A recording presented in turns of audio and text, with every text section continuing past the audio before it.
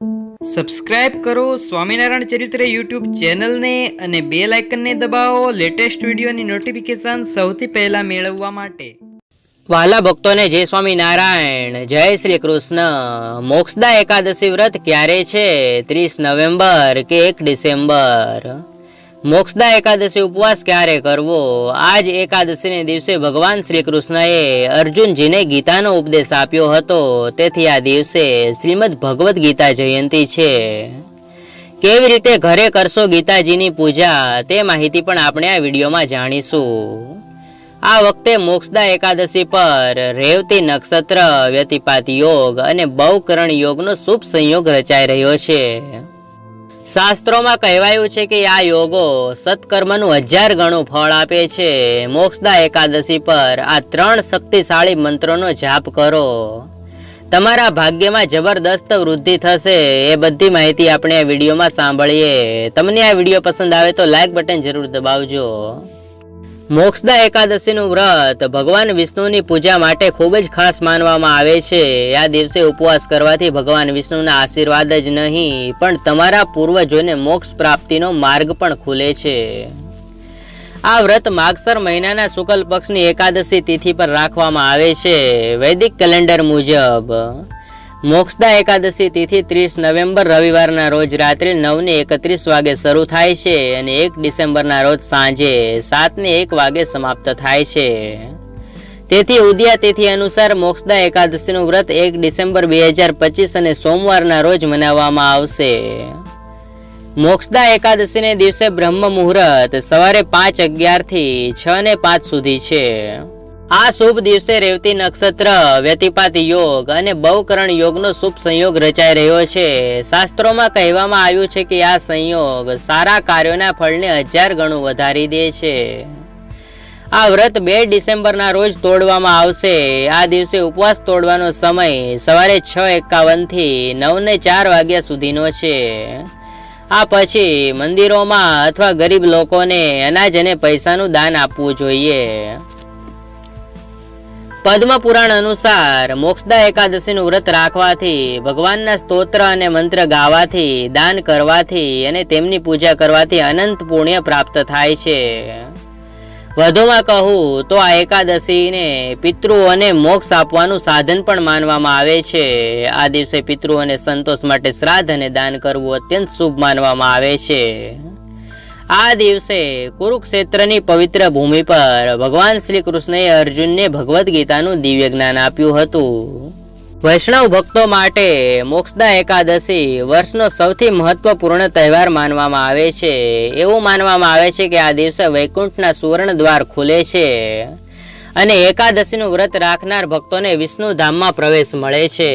પદ્મ પુરાણમાં જણાવાયું છે કે આ એકાદશી વિધિનું પાલન કરવાથી બધા પાપોનો નાશ થાય છે અને જીવનમાં ભક્તિ, આનંદ અને મોક્ષનો સંગમ થાય છે। મોક્ષદા એકાદશી પર તુલસીના છોડની આસપાસની સ્વચ્છતા પર ખાસ ધ્યાન આપો। આ સમય દરમિયાન છોડની નજીક જૂતા, ચંપલ અને કચરા પેટી જેવી વસ્તુઓ રાખવાનું ટાળો। આ ઘરની સમૃદ્ધિને અસર કરી શકે છે। એવું કહેવાય છે કે એકાદશીને દિવસે તુલસીના છોડને પાણી ન ચડાવવું જોઈએ। પૌરાણિક માન્યતાઓ અનુસાર તુલસી માતા આ દિવસે ભગવાન વિષ્ણુ માટે નિર્જળા વ્રત રાખે છે અને પાણી ચડાવવાથી ઉપવાસ તૂટી શકે છે। તેથી ભૂલથી પણ આ કરવાનું ટાળો, કારણ કે તે તમારા સુખ અને સમૃદ્ધિને અસર કરી શકે છે। એકાદશીને દિવસે ભગવાન વિષ્ણુને ચડાવેલા પ્રસાદમાં તુલસીના પાનનો સમાવેશ કરવો શુભ છે। જો કે આ દિવસે તુલસીના પાન તોડશો નહીં। તમારે આગલા દિવસે તુલસીના પાન તોડીને તેનો સંગ્રહ કરવો જોઈએ। ધાર્મિક માન્યતાઓ અનુસાર સૂર્યાસ્ત પછી તુલસીના છોડને સ્પર્શ કરશો નહીં। વધુમાં તેના કોઈ પણ પાન તોડશો નહીં। આ અશુભ માનવામાં આવે છે અને ઘરની સકારાત્મકતા પર નકારાત્મક અસર કરી શકે છે। એકાદશીને દિવસે તુલસીના છોડ પાસે દીવો પ્રગટાવવો જોઈએ। ઉપરાંત છોડની 7 વખત પરિક્રમા કરવી જોઈએ। આ શુભ માનવામાં આવે છે અને ઈચ્છિત પરિણામો લાવે છે। વધુમાં ભગવાન પ્રસન્ન થાય છે અને તેમના આશીર્વાદ વરસાવે છે। મોક્ષદા એકાદશી પર આ ખાસ મંત્રોનો જાપ કરો, તમને 24 એકાદશીના ઉપવાસ જેટલું પુણ્ય મળશે. ઓમ નમો ભગવતે વાસુદેવાય આ ભગવાન વિષ્ણુનો મૂળ મંત્ર છે. તેને દ્વાદશાક્ષર મંત્ર પણ કહેવામાં આવે છે. આ મંત્ર ભય અને ચિંતાઓને દૂર કરે છે. તેનો સતત જાપ કરવાથી વ્યક્તિ બધા પાપોથી મુક્તિ મેળવે છે. શ્રીમન નારાયણ નારાયણ હરિ હરિ આ મંત્ર હૃદયમાં ભક્તિ અને પ્રેમ વધારે છે. તેનો જાપ કરવાથી જીવનમાં સકારાત્મકતા આવે છે અને ભગવાન નારાયણની કૃપાથી બધા દુઃખ દૂર થાય છે. શાંતાકારમ ભુજગ શયનમ પદ્મનાભમ સુરેશમ વિશ્વાધારમ ગગન સદૃશમ મેઘવર્ણમ શુભાંગમ આ મંત્રનો જાપ કરવાથી એકાગ્રતા વધે છે અને ભગવાનના દિવ્ય સ્વરૂપનું ધ્યાન કરવાથી મનને પરમ શાંતિ મળે છે. તે તમામ પ્રકારની મુશ્કેલીઓથી પણ મુક્તિ મેળવી શકે છે. ઓમ વિષ્ણવે નમઃ આ ભગવાન વિષ્ણુનો ખૂબ જ સરળ અને અસરકારક બીજ મંત્ર છે. આ મંત્ર એવા લોકો માટે શ્રેષ્ઠ છે જેમની પાસે લાંબા સમય સુધી જાપ કરવા માટે સમય નથી. અચ્યુતમ કેશવમ રામ નારાયણમ આ મંત્રનો જાપ કરવાથી જીવનની દરેક પરિસ્થિતિમાં સ્થિરતા અને શક્તિ મળે છે. તે તમને તમારા લક્ષ્યથી ભટકતા અટકાવે છે અને જીવનમાં સંતુલન જાળવવામાં મદદ કરે છે. હિન્દુ ધર્મમાં ગીતા જયંતિ એ પવિત્ર દિવસ છે, જ્યારે ભગવાન શ્રી કૃષ્ણએ અર્જુનને ભગવદ્ ગીતાના દિવ્ય ઉપદેશો આપ્યા હતા.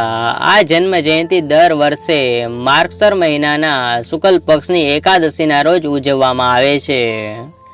આ દિવસે ગીતાના ઉપદેશો સાંભળવાથી મુક્તિ મળે છે અને તેથી તેને મોક્ષદા એકાદશી તરીકે પણ ઓળખવામાં આવે છે.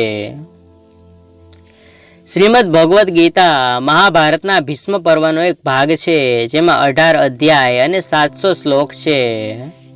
ભગવદ્ ગીતાને હિન્દુ ધર્મનો સાર માનવામાં આવે છે.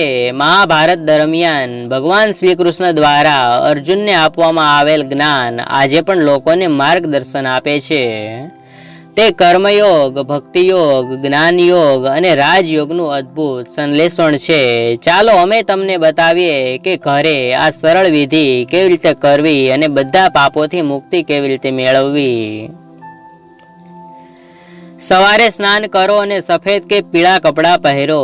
પૂજાના સ્થાન પર ભગવાન શ્રી કૃષ્ણ અર્જુનને ગીતાના ઉપદેશ આપતા હોય તેવો ફોટો મૂકો. જો ઉપદેશ આપતા હોય તેવો કોઈ ફોટો ન હોય તો ભગવાન શ્રી રાધાકૃષ્ણનો ફોટો કે મૂર્તિ મૂકો અને શ્રીમદ ભગવદ્ ગીતા સ્થાપિત કરો. શ્રીમદ ભગવદ્ ગીતાને પીળા કપડામાં લપેટો, તિલક લગાવો, ચોખાના દાણા અને ફૂલો અર્પણ કરો, ઘીનો દીવો પ્રગટાવો, ધૂપ કે અગરબત્તી પ્રગટાવો, માખણ, મિશ્રી, ડ્રાયફ્રૂટ્સ, તુલસીના પાન અર્પણ કરો. ઓમ નમો ભગવતે વાસુદેવાય અથવા ઓમ શ્રી પરમાત્માને નમઃ મંત્રનો જાપ કરો. ભગવદ્ ગીતાના 18 અધ્યાયનો પાઠ કરો. ગીતાના મહાત્મ્યના 7 શ્લોક સાંભળવાથી વ્યક્તિ બધા પાપોથી મુક્ત થાય છે અને જીવનના અંતમાં વૈકુંઠના દ્વાર ખુલી જાય છે. ભગવાન શ્રી કૃષ્ણની આરતી ઓમ જય જગદીશ હરે કરો અને પ્રસાદનું વિતરણ કરો. આ દિવસે ગીતાજીનો 11મો અધ્યાય વાંચવો શુભ છે. પદ્મ પુરાણ અનુસાર જો કોઈ વ્યક્તિ આ દિવસે આખી ગીતાનો પાઠ કરી શકતો નથી તો ગીતાના ફક્ત એક શ્લોકનો પાઠ કરવાથી વ્યક્તિને 1000 ગૌદાનનું ફળ મળે છે. આ પવિત્ર દિવસે કોઈ બ્રાહ્મણ કે મંદિરમાં ભોજન દાન કરાવો અને ભગવદ્ ગીતાના દાન કરો. આ ઉપાય વ્યક્તિને જ્ઞાન અને મોક્ષ તરફ દોરી જાય છે. એકાદશી વિશેની સંપૂર્ણ માહિતી આપી. આપને આ વિડીયો પસંદ આવ્યો હોય તો વિડીયોને લાઈક કરી બીજા જોડે શેર કરજો અને તમે આ ચેનલ પર નવા આવ્યા હોય તો આ ચેનલને સબસ્ક્રાઈબ કરી બેલ આઇકન જરૂર દબાવજો.